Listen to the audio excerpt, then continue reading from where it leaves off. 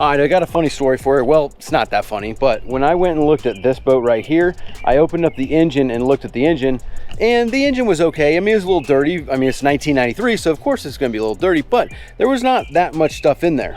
I took the cowling off of the engine, obviously to inspect it. I looked it over and obviously I was fine with it, but I put the cowling back on there. Next time I came and got it after I bought it, there was this chewings, massive chewings right there. In the one day that I left the boat and came back, it might have been 2 days later that I came back and picked up the boat, a mouse actually got up in the engine and chewed up a bunch of stuff on the cowling. I pulled a bunch of the stuff out, but there's still some shrapnel. It was all in here. It was completely caked. There's still a bunch of this stuff down in here that needs to come out, and in there, a bunch of it is down in there.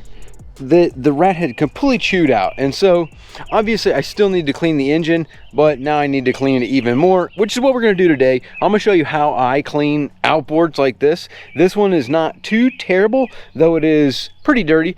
But the first thing that we're going to do on any of these engines is you got to get these chaps off of it, because we're going to spray this thing with water. So for me, this one, I'm going to have a 10mm here. Looks like there is probably one right there on the front here. I don't see them. They're probably down there. I'm gonna have to take these things off here, but that's what we have to do first, is split these cowlings, get these cowlings off here, so that way we can actually work on the engine. Well, it appears that somebody's already dropped that bolt and lost it, so I've only got 3 bolts to start with. That's good.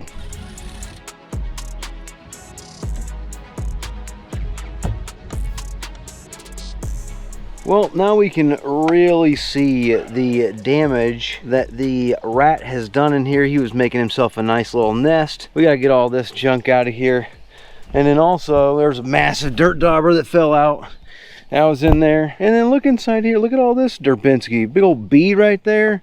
So, as you can see, it's very important to go ahead and get a bunch of this junk off of here. Or, I mean, how important it is to remove all this stuff. I'm not sure what this drain is right there. I don't know what that is. It must be just some kind of drain that's completely full of Durbinski that's obviously not draining. So I've got quite a bit of stuff on here. I think what I'm going to do, just to get this out of my way, I'm just going to go ahead and take my intake off. I'm going to disconnect this hose, disconnect my main control. I'm gonna disconnect these 2 power cables, as well as my trim and this right here, as well as, well, looks like the oil line is capped right here. So that oil line's capped, and also I also don't see the line that goes to my oil tank. That must also be disconnected, because this line right here should be coming up, and I thought it went up into here, but I don't see it. So that's interesting find for me. I'm gonna investigate that, but pretty sure that the oil system here has been completely disconnected. That's why it's capped off right here. So that's good to know. I can get rid of that oil line and all that stuff. So let me disconnect this, get this out of the way, and I'll show you how I clean these.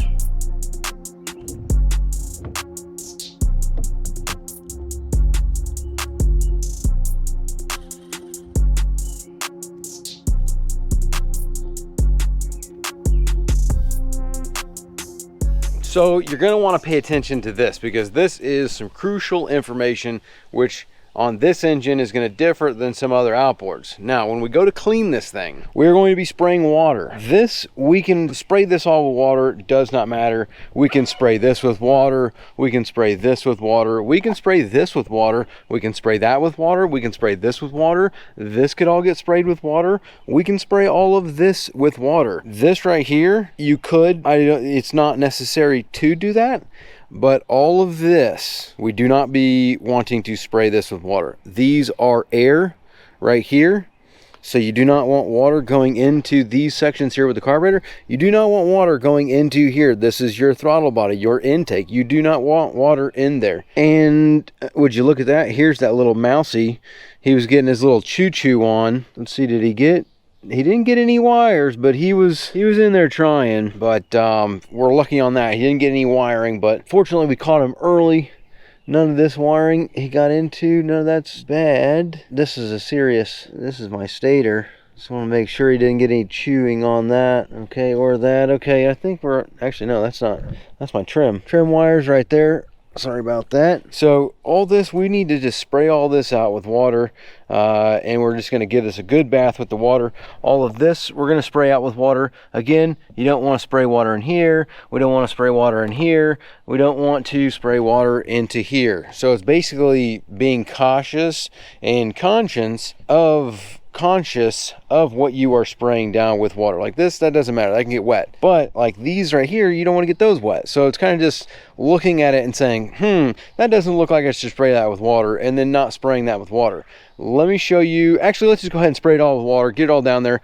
This is what we're going to use to wipe the dirt off. I like to buy these cheapy cheaps from Harbor Freight chip brushes. This is a 36 pack, 2-inch brushes, and I paid $10 for this. So I could just use these brushes as disposable, and then what we're going to do is use this right here. This is some Gunk engine degreaser. I spray this down on the engine, and then I take these brushes to then brush this into it. We'll rinse it off with water, and then I come back with this right here. This is Engine Protector Shine.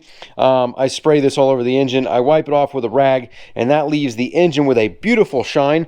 So let's get the hose out and start spraying our engine down. All right, this is the jet, and I'm literally just spraying all this stuff down.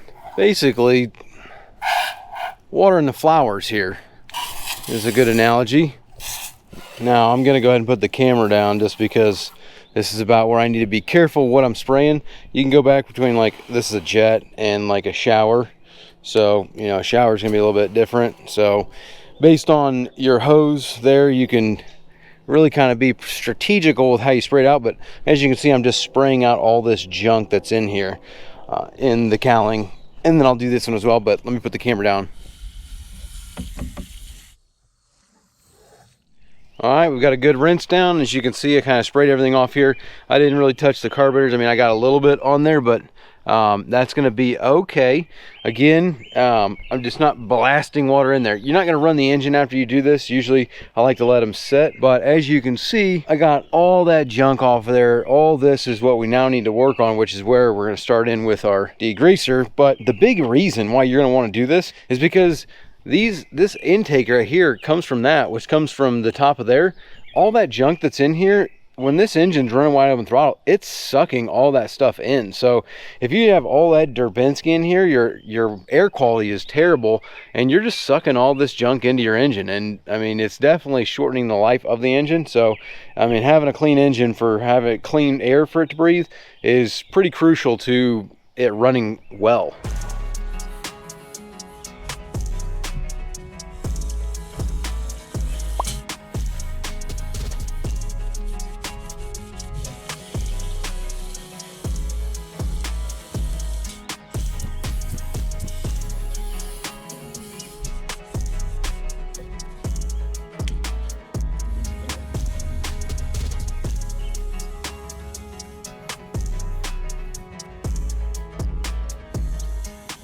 Looking beautiful, beautiful.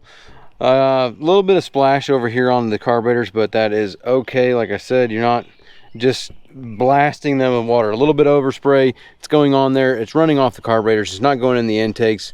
That's going to be okay. A little bit of oil on top of that carburetor, that's a little interesting. Where that's dripping out of, unsure.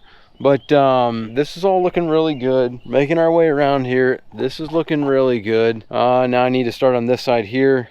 As you can see, it's got a bunch of white film. I'm gonna hit this up a little bit more, get a lot of this dirt and grease off there. And I mean, as you can see, I'm just lightly spraying the engine, painting it off with the shine stuff. And I need to come in here and get this side of the bracket. Need to hit that up, clean all that junk out of there too. Clean this one, and then we can come back with our shine on the top. The same thing. I'm gonna just do this by hand on the top, just because I don't want to blast that with water. I'll probably put it on a rag and just wipe it off.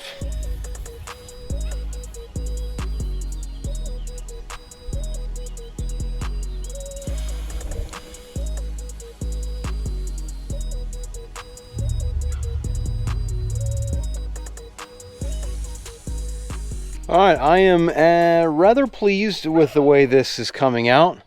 As you can see how old this thing is, you got old pieces of epoxy and all kinds of dirt gone here, but now we are ready for the shine. So what we're gonna do is glove on with a rag.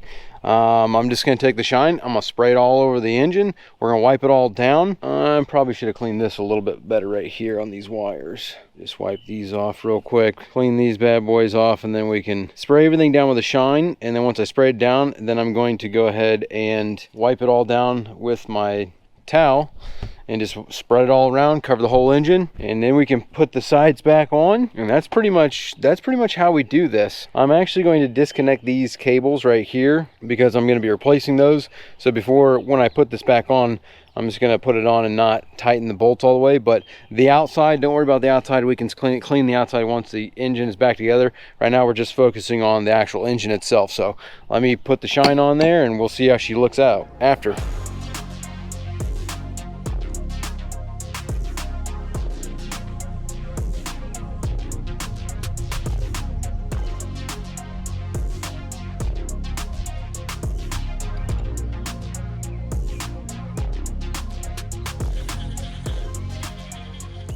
And that is 150 times better than what it was. This thing is looking good. I left it on there a little thick, I do know that.